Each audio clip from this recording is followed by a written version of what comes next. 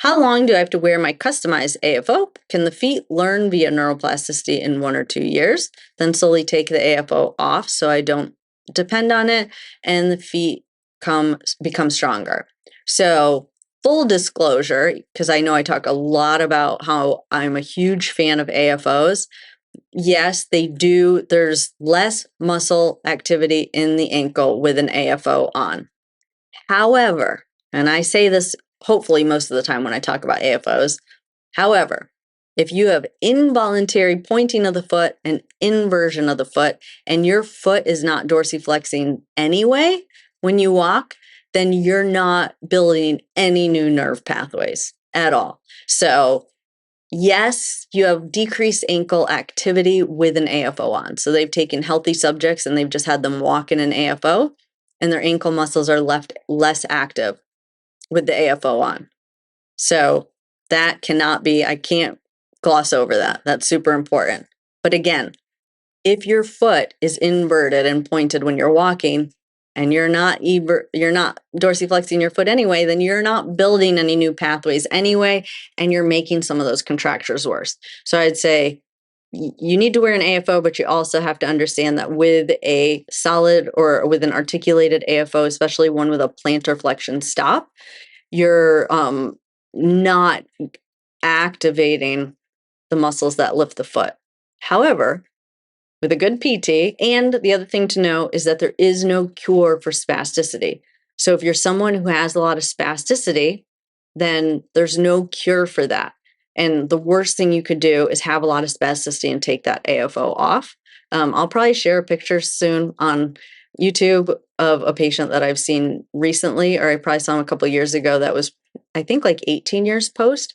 I just threw that AFO away. And now his foot is so deformed, he can't even walk. Like it was the most deformed foot I've ever seen, because he just thought he had to get back to work.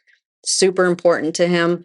But man, I mean, we were just trying to figure out a way that he could walk and not have pain all the way up that side of his body. So that's an extreme case. I do think that's an outlier.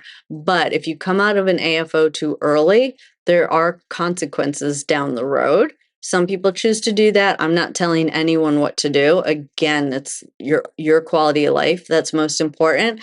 But just know that if you come out of an AFO too early, that's not a good thing.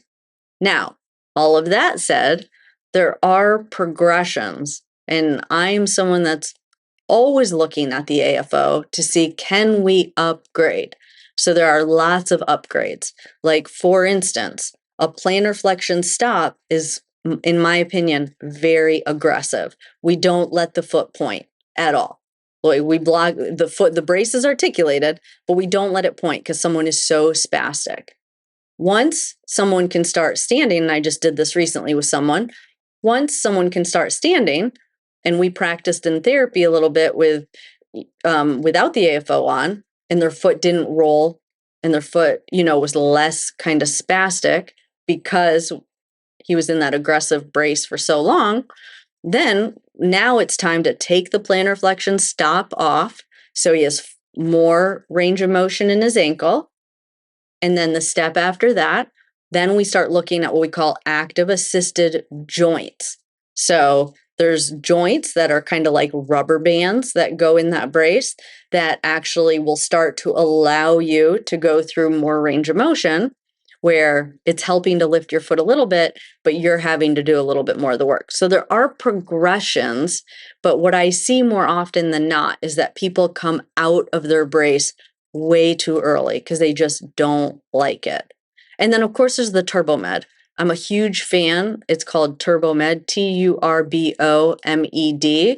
Love it, love it, love it. That's probably the active assisted brace I go to next. It's not covered by insurance. So instead of going to that gummy joint that I talked about, the TurboMed is something that you can just buy kind of off the shelf. They're super expensive, but that's usually the brace I go to when someone is ready for like an active assisted, where they're still getting some help, but they're able to do a lot more of the work. And that's usually the progression. But just know that spasticity, if it's there, it's not going to go away. It's not going to get better if you take that AFO off. If you liked that video and you want to learn more exercises on how to improve your walking, definitely check out this video over here or that video over there.